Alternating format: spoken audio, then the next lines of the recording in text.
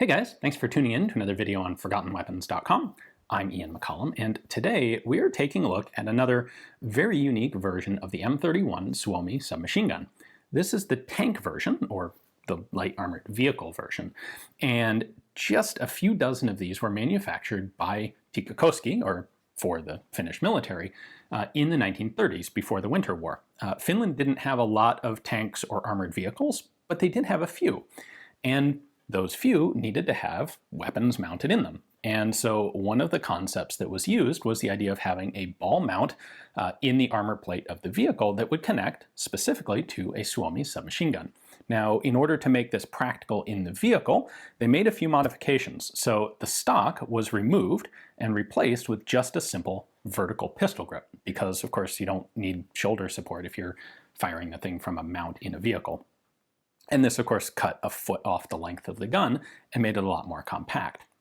And then, of course, they have a barrel jacket specifically made to fit in a ball mount. So let's take a closer look at that.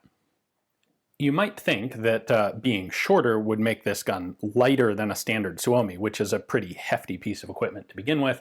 The truth is, it does not. Actually, this barrel jacket is substantially heavier than the standard one for the M31. The standard jacket's about half a kilo. This is like 1.3 kilos, so we're talking about almost 2 additional pounds on the gun from this barrel jacket.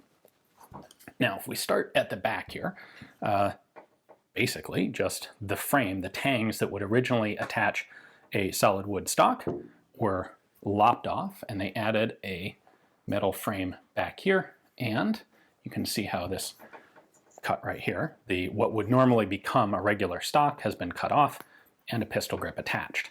The trigger mechanism and all the mechanical parts up in here remain identical. Now, this particular example doesn't quite fit this gun. It doesn't rotate quite far enough into place to be locked in. And of course, it's still in the white and covered with a bunch of very old hardened grease. This was acquired from a Finnish depot. There's how it comes off the gun. It is definitely a real tank model shroud, but it appears to be one that wasn't actually completely finished and fitted to a gun. So considering the scarcity of these, it's probably the best example that I will ever see to film. Now, the big extra material here is to fit into the ball mount on the vehicle. We still have ventilation shrouds to help cool the barrel. And beyond that, it's just a matter of having the same locking attachment as on a standard Suomi jacket. So nothing about the front end of the gun is any different.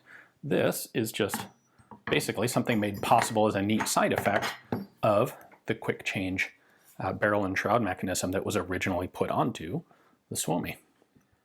The rear sight remains the standard pattern of rear sight for an M31, but there is no front sight fitted because, frankly, this thing would be fired instinctively and by watching bullet impacts because there's no optics portal or optical sight mounted to it, so there's no reason to put a front sight out on the end of the shroud. The concept here was that the gun would be used as a gun in the vehicle as long as that was appropriate, but if the crew needed to bail out of the vehicle, they could actually take the gun with them, because through the simple quick detach mechanism used for the shroud of the Suomi, both the tank version and the regular version, all they had to do was pop the disassembly lever, pull the gun out, and fit it with a standard barrel shroud, which would be carried in the vehicle. And then, upon exiting, they would have a almost perfectly functional submachine gun. It wouldn't have a stock, but it could still be used at close quarters fairly effectively. It's really a neat sort of modular type concept that fits well with the way that the Suomi was designed with this quick detach barrel and shroud. So like I said, there were only a couple dozen made before the Winter War. As of June of 1940, at the end of the Winter War, inventory officially said that there were 31 of these still in military stores. By the inventory taken in 1944, after the Continuation War, none of them were in stock. And the reason is, once Finland started capturing a lot of DT Degtyarev machine guns, the tank model of the DP-26 or 27, they were much more interested in using those. They used a more powerful cartridge, of course, a proper rifle round instead of 9mm pistol round, and they were available in large numbers, and also already set up to fit in ball mounts. And of course, they would fit in the captured Russian tanks that Finland had acquired. So this was really no longer of any particular use, and they were taken out of service. And like I said, because there were so few of them ever actually manufactured, it's really cool to be able to get a chance to take a look at this one, even if this jacket isn't a completely finished example. Now, hopefully you guys enjoyed the video. Thanks for watching.